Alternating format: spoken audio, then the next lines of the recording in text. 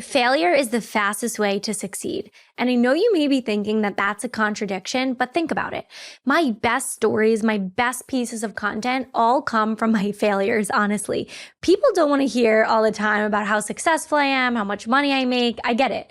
They want to hear about the shit that I went through so that I'm able to get to where I am today.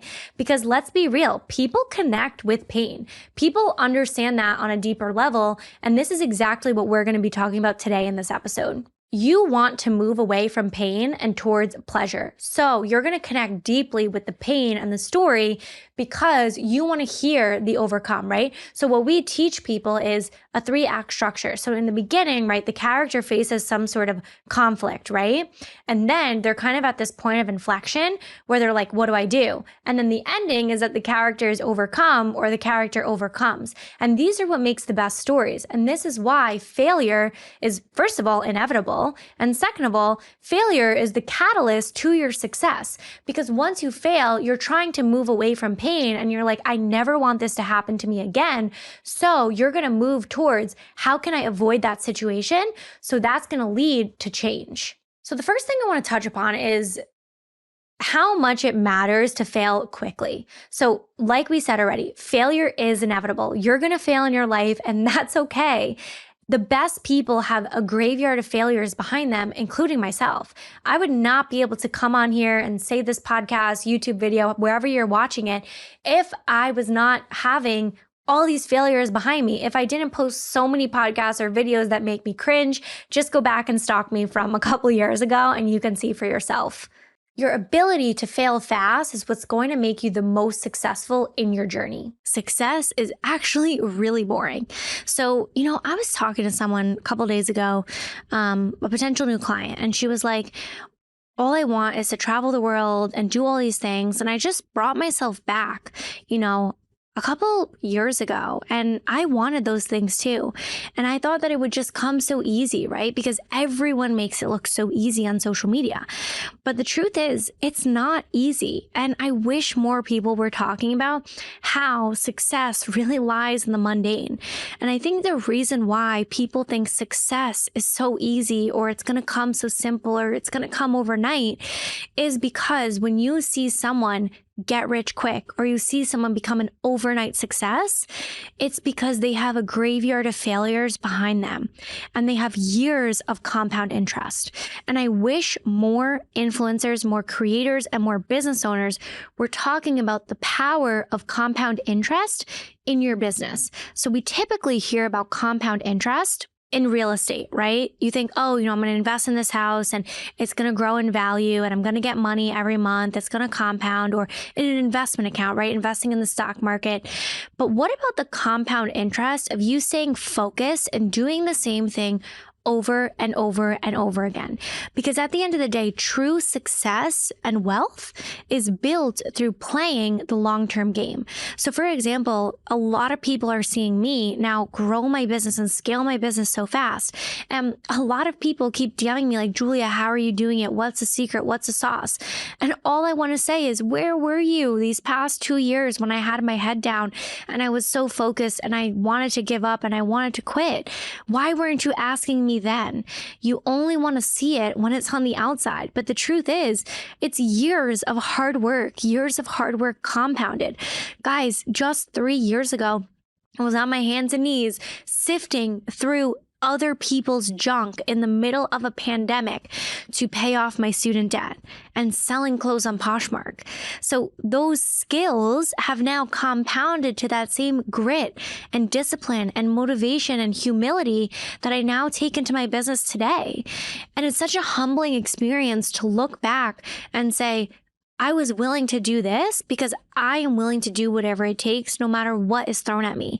So when I received that letter that I was $25,000 in debt, right, a couple of years ago, I had that same mindset, that same energy, that same motivation that no matter what, I'm always going to do whatever it takes. And whatever it takes looks different now than it looked when I was selling my clothes on Poshmark.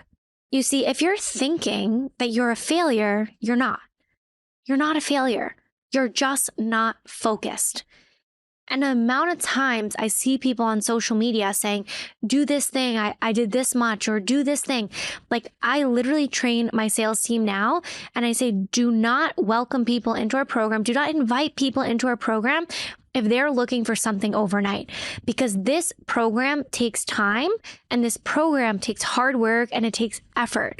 Nothing is coming flying from the sky. The success is going to happen in the mundane tasks, in the daily activities. The success you see in the macro comes through the micro. I invested $5,000 into a business coach to help me grow my business. Now, this was so scary if you really think about it. I just quit my job. I was living off my savings. I think at that time I had about $10K in my savings before I quit my job. And I was like, well, this is half of my savings. I'm really nervous right now. But I realized that to get somewhere that I had never been, I would have to do something that I had never done.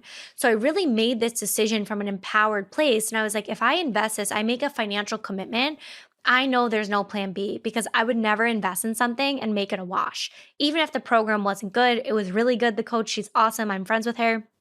But I was just like, you know what?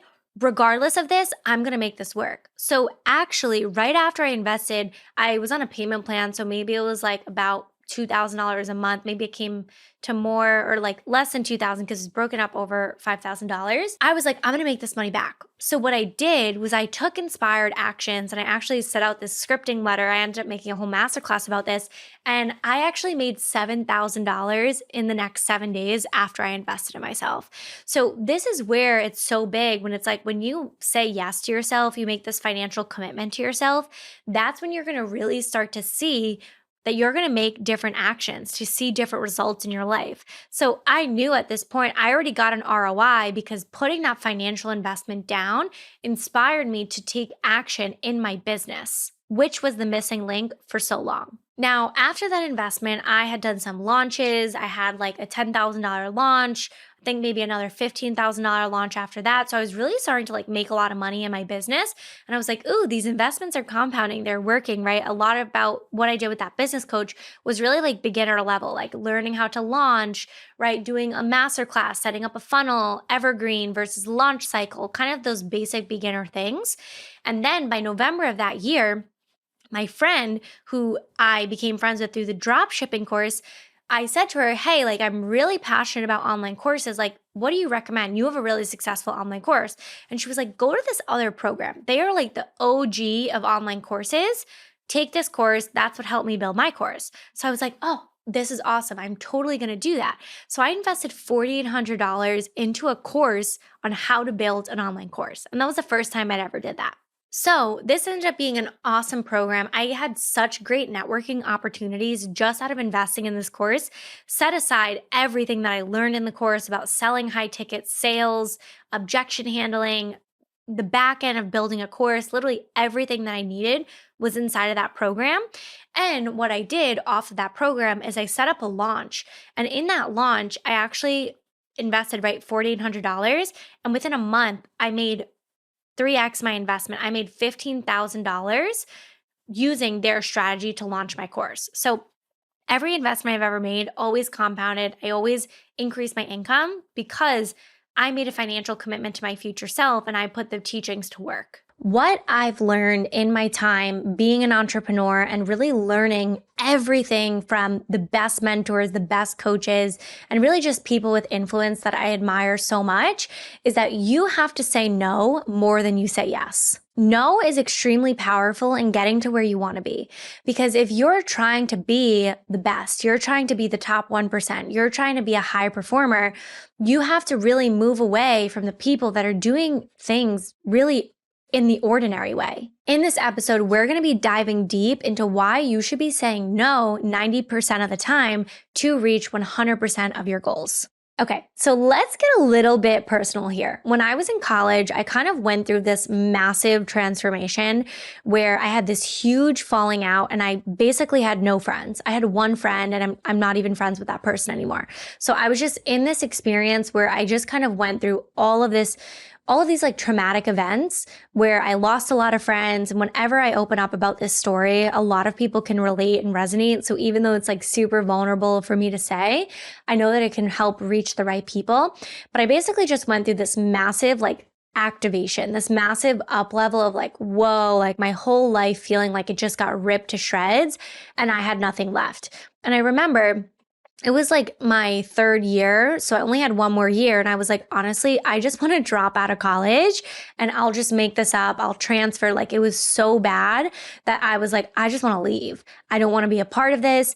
And I actually had a life coach at the time. And she said to me, stick it out. Just do it. I know it's hard. Just push through and stick it out. And I'm so happy I did, because if I didn't do that, I wouldn't have had the experience of being able to study abroad the next semester in Italy. I ended up graduating early, which was right before COVID, December 2019. So I'm so happy that I stayed. But in that time, it was really difficult for me because I had no friends, right? In college, everyone's out, they're partying, right? It's a big time for you to celebrate and enjoy and be with friends. And I felt like I was missing out. And once I shifted the perspective that, okay, if I have no friends, I don't really have much of a social life at this point in time because I don't really like any of these people. And, making new friends that late in college, I had made some new friends, but it was just kind of at the point where like everyone was already pretty established in their friend groups.